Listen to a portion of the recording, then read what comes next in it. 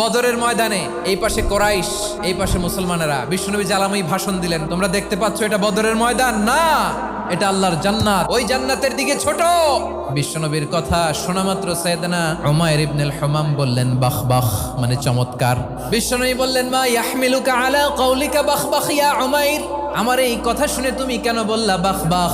ইয়া রাসূলুল্লাহ, আপনার এই কথা শুনে আমি বড্ড খুশি হয়েছি, আর আমি প্রত্যাশা করছি আমি যদি ওই জান্নাতের মালিক হতে পারি তাহলে কতই না ভালো হতো। সুবহানাল্লাহ বলেন। বিশ্বনবী বললেন উমাইর আনতা মিন আহলিহা, তুমি ওই জান্নাতের অধিবাসী, তুমি জান্নাতি। উমাইর চিন্তা করলেন আমি জান্নাতি, নবীর মুখ দিয়ে যখন বেরোইছে ওই জান্নাতে তো আমার ঢুকতেই হবে, কিন্তু হাতে 3টা খেজুর খেয়ে যদি জেহাদের ময়দানে যাই তাহলে জান্নাতে যেতে তো দেরি হয়ে যাবে।